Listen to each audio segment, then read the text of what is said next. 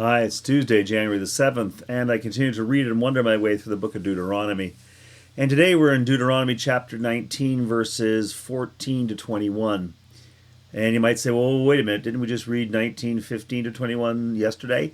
Yeah, we did. I meant to read 14 to 21 for some reason. Well, I know why. 15 to 21 is all about basically convicting somebody when accused of a crime, and how you need multiple witnesses and all that kind of stuff. And I forgot the verse that precedes it. So it would have been skipped over and left out. And I thought, well, you know what? I got to come back. I got to do the whole thing again because I got to talk about that verse. So it might be really short today, but I want to do that verse. So let me read it to you. Yeah, I'll read you the whole thing just, because...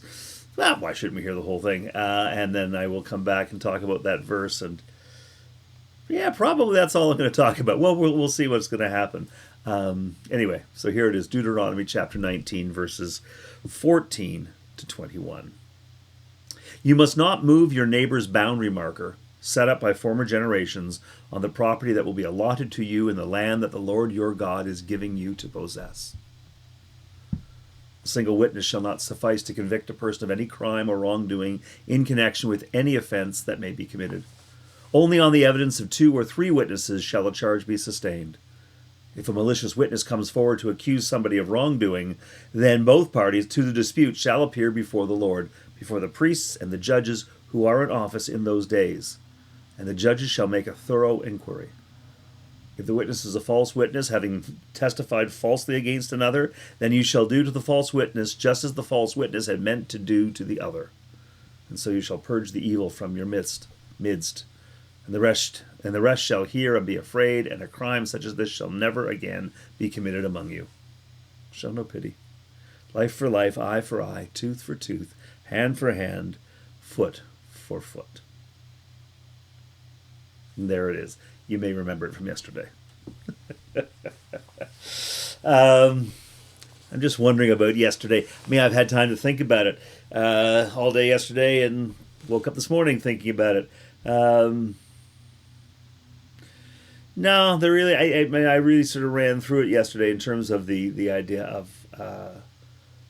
of witnesses and crimes and being committed, being accused of crimes. It's pretty much all there. So I've got nothing. Like I said, this is going to be a short one. But the verse that stands on its own, verse 14. Before verse 14, we heard about cities of refuge, and again, that was about justice and how somebody kills somebody, they should be able to get to the city of refuge where they can be safe, so that the person who dies, their family can't come and claim blood, come and kill them until an investigation has been made. So that was great. And then we move into when an accusation is made, you need more than a single witness. That's what we did yesterday. But then in between's that one verse. You must not move your neighbor's boundary marker set up by former generations on the property that will be allotted to you in the land that the Lord your God is giving you to possess. Somehow it feels different. Again, we're getting basically civil law, but be reminded that in the Promised Land, civil law is God's law. Right? Both parties to the dispute shall appear before the Lord, before the priests and the judges who are in office in those days. So this thing, which is civil, what we're talking about here, is actually, there's nothing that is excluded from God. So you come before God or God's representatives. So God's representatives are the priests and the judges, and they are meant to keep God in mind, and therefore Scripture and all the things that one does in a relationship with God.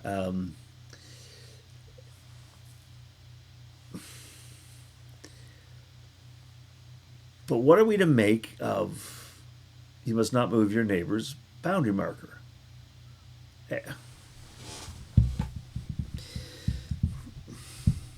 So I'm pretty sure that this is not what the author is about.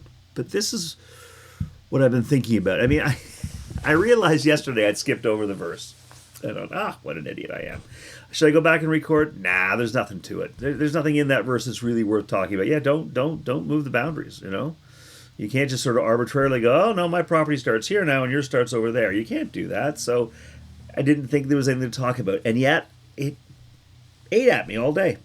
And I'm up now thinking about it. So, where my mind went with this, you must not move your neighbor's boundary marker. Yeah, it absolutely it is about this idea of not just arbitrarily moving things. It would be stealing, right? If I took my boundary and moved it 4 feet into my neighbor's and claimed that was now the boundary, I've now increased my property. I have stolen from my neighbor. I've increased my property and decreased his. I have made mine worth more money at the expense of making his worth less money. So that's stealing. We shouldn't steal. Got it. It's also lying because I know where my boundary is and I've just moved the marker. So no, you shouldn't do that. I got it. But here's the thing. Told in context, we are meant to believe that this is about moving into the promised land and how we're going to live in the promised land. And we have been told repeatedly, so when you go into the promised land, the land the Lord has given you, and you are living in the homes, right? So the idea is that we have driven out the Canaanites. God has driven them out using us, the people. But now we're living in their homes. Didn't say wipe their homes out and build new ones. It said, no, take their homes and their vineyards and their fields and their crops and all that stuff. So we've just basically kicked them out and moved in. You must not move your neighbor's boundary marker set up by former generations. So now I'm thinking, I'm not supposed to move into this promised land and move anything around that the Canaanites put there, the people who were there before me. I'm not supposed to move that stuff around. I'm supposed to live exactly as they lived on their property. Now that seems to be a bit of a stretch. But I have no former generations living in that land. Now, if you've been doing this with me for a while, you know that I believe that this book is actually written about the time of and speaking to a generation who have been in the promised land for some time. In fact, they have been occupied and they have been exiled and now they are coming back and they are rebuilding. So they do have former generations here. But it's supposed to be Moses telling the people before they enter the promised land that they should not move a neighbor's boundary markers set up by former generations. And then that gets me thinking. It's about land here, right? Don't move the boundary marker on the property. They didn't have fences, right? They had boundary markers. So our marker was there, and you could see, and I could see. Like, yep, it's a straight line that I can see there. Good. Everything on this side's mine. Everything on that side's yours. Yeah, we understood that. So our properties were marked that way. But when I think about being a settler on Turtle Island in North America, in Canada, being descended from settlers, we came in and we moved boundary markers all over the place. In fact, we didn't even recognize the boundary markers. Or if we did, we pretended that they weren't important. We signed a lot of treaties.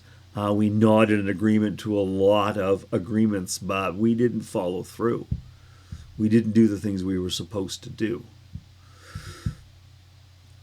And I read this and I start to reflect on that. So we disregarded the way people had been living on the land before we settlers came into the space. And we didn't really consider their perspective, their experience, their wisdom. We went in and we divided stuff out the way we want to. It's like, oh, no, we know what? The general wants a view, so we're going to build a thing here. And so we're going to have a whole town around that. That's great. Never mind that this may be a spot where elk came through. And by building in that space, we're now throwing them off. So now the elk will have to go somewhere else, and then they won't be here when the hunters show up, because hunting is like farming, it's harvesting. You're expecting, but we've messed that all up because we didn't pay attention to what's going on in the land. We didn't follow the wisdom of those who set up boundary markers before we came. They set their boundary markers with great wisdom. We don't care about the wisdom. We know best. And we will respond to our immediate need, our immediate hunger, our immediate desire. I'm going to move stuff around anywhere I want because I want it, and I want it now. When I read this passage and I'm being told, don't do that. Don't just do a thing because you can do it. Don't just do a thing because you want more. Respect the people who've come before. Respect your neighbor's boundary marker. Understand where it is and how you will live in accordance to that boundary marker. And maybe here we're clearly talking about a pile of stones that mark the edge of a property. But for me, I think also about boundary markers that people I know have. And sometimes it's tempting to go, well, yeah, but that's a stupid boundary marker. I don't need to do that. I know better. And so I ignore my neighbor's boundary marker. It might be... I'm thinking, I mean, let's face it, I know most of us, many of us are used to taking shoes off when you come into a home. If I go to visit somebody, I take my shoes off as soon as I walk in the door. Absolutely. And lots of people do that. They take the shoes off when they go into their own home. But there are some people who don't. And I know people who will come to your house and you have a no-shoe tradition, maybe a policy. You don't insist on it, but you take your shoes off. And they come in, they don't even look to see. They don't even ask. They just traipse into your house in their shoes and track their dirt in or do whatever.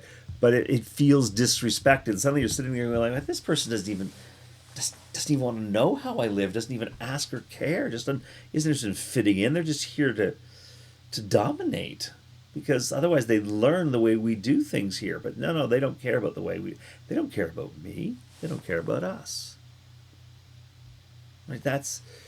They've disregarded a boundary marker. And I picked that one just because it's maybe recognizable and it's fairly banal. But I certainly have had this discussion over the years with people. So why should I have to use different pronouns? You know what? I grew up with it this way and that, and it just worked just fine. It's a binary world, and everybody's a he or a she, and if you don't like it, well, then that's just too bad. Learn to suck it up, because that's how it is. I don't have to respect someone's pronouns because they're not the same. You must not move your neighbor's boundary marker. Somebody's trying to tell me who they are. They're trying to define themselves. That's what a boundary is, right? They're trying to share with me who they are and how they like to be recognized in the world and how they would like our relationship to start and therefore help shape where it's going to grow. And I said, that's fine. They don't care what I call them. Oh, I did say there, good for me. He doesn't care what I call them, but people do care. They do care about that. And I'm being told that I should recognize that. And I should recognize the wisdom of those who came up with things that maybe I don't understand. I don't know why a pile of stones there. I don't know why my property is this size and yours is that size. I have no idea, or why it's situated this way. I don't know why. I just assume it's arbitrary because I've decided I would like more property so that I can look out over my herds and enjoy the sunset. I don't know why. I just know that I want it. I completely disregard how it came to be. I don't know the history. I don't know the wisdom. Because my experience is that most things in life are not arbitrary. There's a reason you do the things that you do. And it might be something you want to share. It might be something you don't want to share. It might be something that you're not even aware of. But there are reasons. And so when I completely disregard your boundary markers, disregard the way that you move in the world, I am disregarding you. I'm saying, no, we're going to do things my way. The justice piece that we heard yesterday, and I did read again today, both parties to the dispute shall appear before the Lord. before the priests, the judges who are in office in those days. The priests and the judges have been trained, and they bring precedent. So we know what happened in that. You remember that case we had 8 months ago, and we ruled this because we heard that and saw this. I think the same thing applies here. You're right. So we'll do that, and so we take the past, and we use it to help us discern the best way to be in the future. You must not move the boundary markers set up by former generations. So we do look to the past, and we do seek the wisdom of the past, and we respect it. Now, whether this is about indigenous folk, that is to say the people who were in the promised land before Israel showed up, whether it's about respecting them, and I find an application of that, or that's not about what it is at all, but it is about respecting boundaries and understanding that you can't have it all, and understand that you don't just get to decide on a whim that I want that, and because I am more powerful, or I am stronger, or I am smarter, I am going to take it. Now, this little verse tells me that's not how that works. That I must not move my neighbor's boundary marker. Yeah, but what if I want the property? You must not move your neighbor's. What if I'm smarter than they are? You must not move your neighbor's boundary marker. That's worth thinking about. It is about respect. Now, I have friends who read this and go, well, that's about property ownership. But it's very clear here that the Hebrew Scriptures, Moses, God, is endorsing the owning of property. Because you're not supposed to move the boundary marker. Maybe. Maybe that's so. Or maybe it's about respecting the land and those who live on the land and how we live on the land. I flip back to Indigenous folk here on Turtle Island in North America, to whom the idea of property ownership was crazy. It was pointed out to me. You know, I don't know if you're familiar with the story, but you know they talk about when Manhattan, the island of Manhattan in New York State, was purchased. It was purchased for a small amount of money, right? Some beads. It was just a small amount of money, and people thought that was just crazy, man. What a bad deal, but what good negotiations. They got it for so cheap. And if you look at the treaties across North America, you look at the treaties across Canada, there's some really just crazy deals, where settlers got land for a song, like just crazy. But then you realize that the people they were negotiating with, the indigenous folk of a variety of tribes and nations, property ownership was crazy. The idea that didn't make any sense at all. It was like selling air. You want to buy some air? Yeah, I'll sell you some air here. It would be like me offering to sell you a place on the moon. Yeah, tell you what, you know what? Yeah, I'll give you a couple $100 if I can have the moon.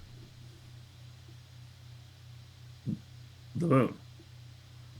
Okay, all right, crazy guy. Give me $200 and you can have the moon, no problem. Because I know there's no way you can have the moon. Well, what often happened in this situation is that the idea of property ownership didn't make any sense. What some thought they were negotiating was the right to move through and beyond the land with the others. The idea that now it's my land, you get out. No, that didn't make any sense.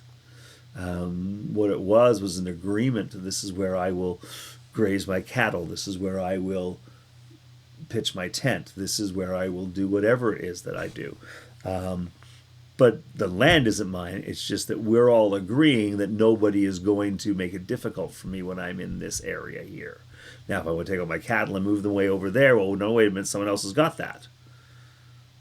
Or we've got an agreement that we do things seasonally. So you have your cattle there, But I can plant something there after the cattle are gone, something grows quickly, or I can use that for hunting, or there was an idea of cooperating.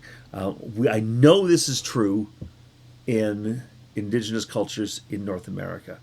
I wonder if that might also be true here, where we did have a lot of nomadic people who moved around. Whether really this idea of owning property is what this is about, I don't think it is. I think it's about agreeing to cooperatively live on the land together.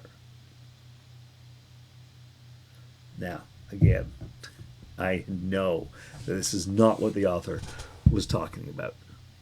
But when I just let my imagination go and wonder about it, suddenly I'm hearing new wisdom. I'm hearing things that I didn't expect to hear. I'm hearing something you may not hear. I'm getting something out of this text that other people wouldn't get if they were reading it, because they didn't skip it yesterday and feel foolish about that and then think about it all day wondering, what, do I have to go back and just read a couple of sentences? I've been thinking about it. The back of my mind has been flipping on this one all yesterday and through the night, now here this morning, and I'm thinking about it. So you know what? I'm going to stop now. I've covered that missing verse 14, so I feel good about it. I am a completionist, and I think all I'm going to do now is just offer a prayer. So let us pray. Loving God, thank you. Thank you for the opportunity to wonder. Thank you for the ways that your word emerges from things that I have just sort of passed over and thought, well, there's nothing there. But if I keep my heart open and my ears attuned, I recognize that you are there.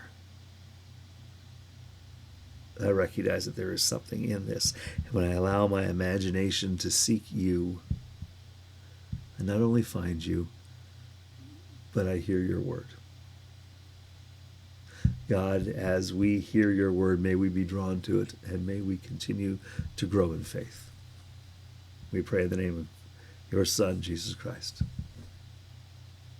Amen. So that's enough for me today. Got a day in front of us. Let's see what's going to happen. I look forward to seeing you tomorrow. Until I get to see you, God bless you. Please know that God sees you, knows you, and loves you. And that God's love doesn't just come to you. It moves through you into the world, and it does amazing things. You are amazing just being you. You really are. So God bless you. Thank you for being you. And we'll see you tomorrow.